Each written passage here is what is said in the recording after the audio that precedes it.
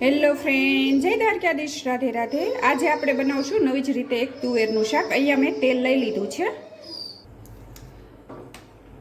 અને અહીંયા આપણું તેલ પણ ગરમ થઈ ગયું છે અને અહીંયા મેં બધા ખડા મસાલા લીધા છે તે ઉમેરી દઈશું અને થોડુંક જીરું ઉમેરશું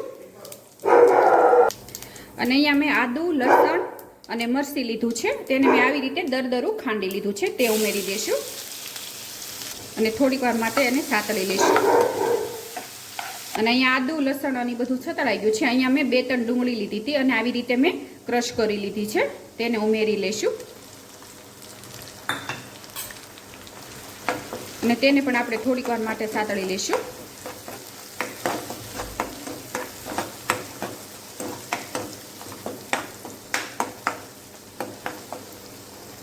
અને થોડીક હળદર ઉમેરી દેવાની છે,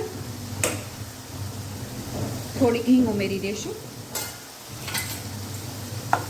અને મિક્સ કરીને અને થોડીક વાર માટે આપણે એને ખાવા દઈશું। તેલ છૂટું પડે ત્યાં સુધી સાતળી લેવાનું છે અને અત્યારે શિયાળો શરૂ છે એટલે તુવેરે પણ સરસ મળે છે અને તુવેરના ઠોઠા પણ બને છે, અલગ અલગ રીતે ઘણા શાક બને છે, પણ આ હું એક અલગ જ રીતે બનાવું છું મારી રીતે। અને જો મારી રેસીપી તમને ગમતી હોય તો લાઈક કરજો, શેર કરજો અને સબસ્ક્રાઈબ કરજો। અને અહીંયા જો તમે તેલ છૂટું આપણી ડુંગળીમાંથી સરસ પડી ગયું છે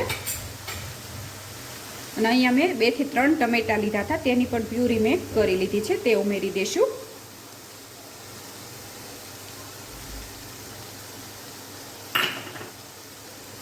અને તેને પણ મિક્સ કરી લઈશું અને અહીંયા મેં તુવેર કુકરમાં બાફી લીધી છે, એક જ સીટી થવા દીધી હતી એટલે સરસ આપણી તુવેર બફાઈ ગઈ છે। સેજ મીઠું અને ખાવાનો સોડા નાખીને મેં બાફી લીધી હતી અને સ્વાદ પ્રમાણે મીઠું ઉમેરશું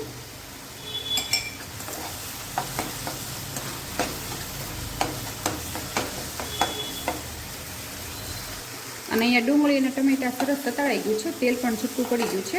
અહીંયા મેં સિંગદાણાનો ભૂક્કો લીધો છે, તે ઉમેરી દઈશું। 1 વાટકી મેં સિંગદાણાનો ભૂક્કો લીધો છે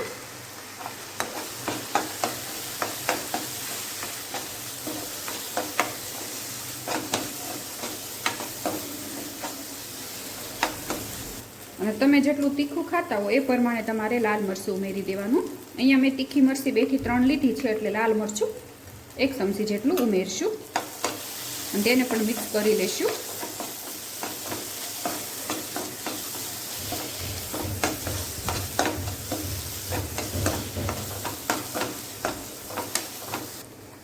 અને હવે થોડુંક પાણી ઉમેરશું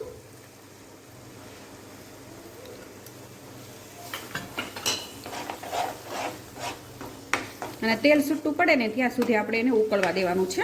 અહીંયા તમારે જેટલો રસો રાખો એ પ્રમાણે તમારે પાણી ઉમેરવાનું અને હવે આપણે જોઈ જોઈશું। જો તમે આપણું શાકની ગ્રેવી સરસ ઉકળી ગઈ છે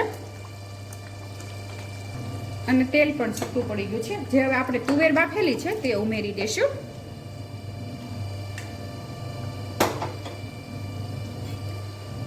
અને મિક્સ કરી લઈશું